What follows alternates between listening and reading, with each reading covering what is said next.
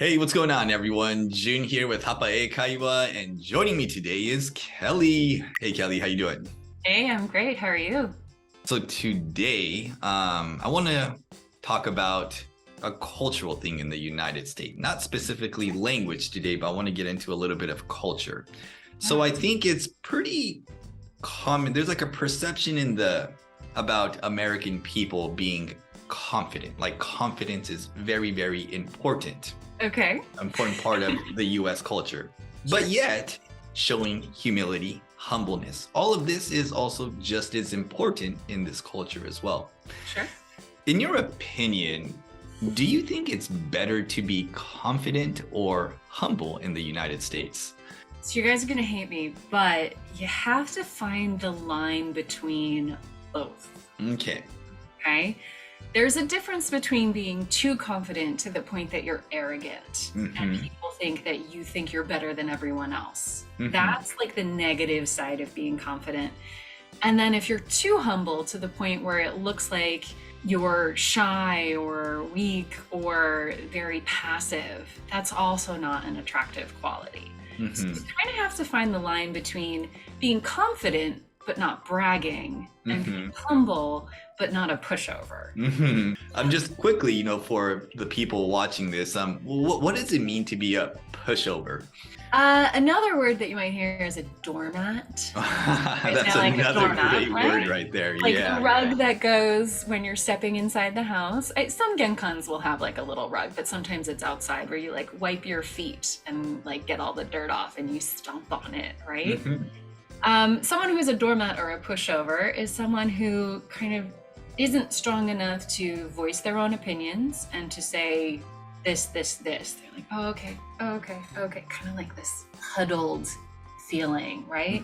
Someone you can walk all over. Exactly. Yeah. Because they don't have that confidence, because they don't have that strength. So that's definitely the negative end of that spectrum.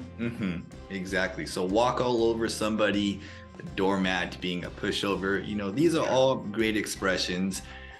You don't want to be the person that's being walked all over. You don't want to be a doormat. You don't want to be a pushover. But that's a little bit different than being humble, though, right? Because that's the difficult line of being humble and being a pushover. So what does it exactly mean to you when somebody is humble or showing humility? So someone who's being humble, you can know that you're good at something. You can know that you're the best at something. But if you're not bragging about it, if you just say, for example, oh, well, I worked hard. Or, oh, well, I had a lot of great opportunities. I had a great mentor. The boss really gave me a lot of help. Yes, you did a good job, but you're kind of spreading the credit, if that makes sense. And you're kind of saying that, oh, it's not just because I'm amazing. I'm the best at everything. That's not being humble, right? So you can accept being good at something. You can accept a compliment while not bragging about yourself, and that's be humble. So being humble is a good trait to have. It's just a case of where you can still acknowledge the good point and you can still accept that, but don't be a jerk about it. Right. So one thing I see in Japanese a lot, and again, learning about Japanese culture in America, it's a very kind of condensed view, was that you should always refuse a compliment 3 times and refuse a gift 3 times before you accept it. So we were actually told very, very often that, when you study abroad, sometimes you'll probably do like English classes with your homestay family and blah, blah, blah. And if you try and make a compliment, the parents might say, oh no, my son's kind of stupid. Oh no, my son, he's not motivated. He doesn't really try that hard. And to an American, that sounds like, oh my God, that's a terrible thing to say about your child. But it's refusing the compliment so you don't sound arrogant. If you just say, oh yeah, he's like the best English speaker on the block. Right. You shouldn't say that the first time, right?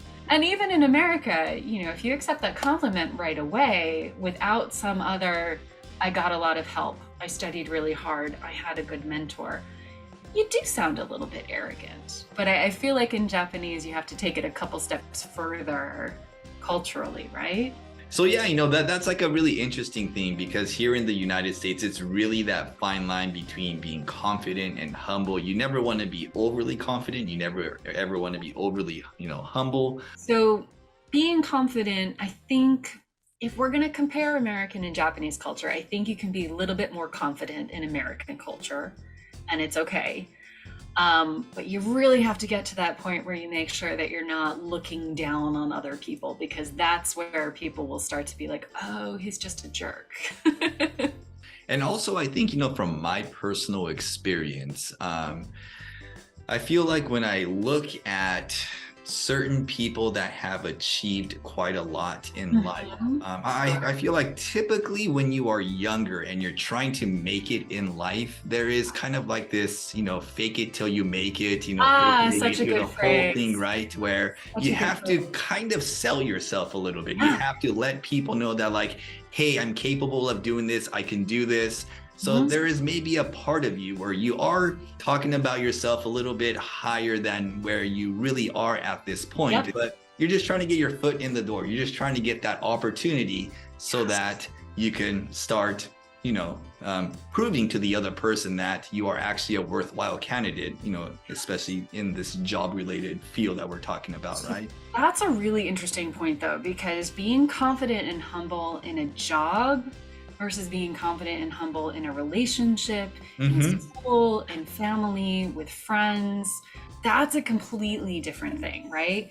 If you look at examples of really successful people that are actually very humble, it's obvious that they're successful, but they say, my team got me here. Always, yeah. The company got me here. The investors really, really had confidence in us and really trusted us. There's always that step of, before I talk about what I did great, these are the people that helped me to be successful. And that's exactly, I think, where I'm getting at too, is that I think the more success typically you find, or the people that sit at the very top, that are generally respected by their peers, are people who are very humble and show humility. And I think the more success generally people have, they go back to show, like, they don't have to say anything, because their results and who they are as a person kind of speaks for itself already. So they don't have to sell themselves anymore. They could just be who they are, and they know that they have already achieved what they have achieved. So there's no point of trying to broadcast to the rest of the world what they can do anymore, right? So yeah, I think it's coming back down to just finding that balance between being humble and also showing confidence. I think you nailed it on the head. You want to, of course, give credit where credit is due, but also you want to make sure you talk about yourself. You don't want to leave any of it out. As long as you could do a little bit of both, then I think you can find that balance of being humble and being confident. Yeah. Alrighty, guys. Well, I hope you found this conversation useful today. Don't forget, Kelly is an amazing teacher on Cafe Talk. You can find all of her information in the description below, or you could go to cafetalk.com and find her there. Kelly, thank you very much for this wonderful conversation today. Thank you, June. Good luck, guys. Bye.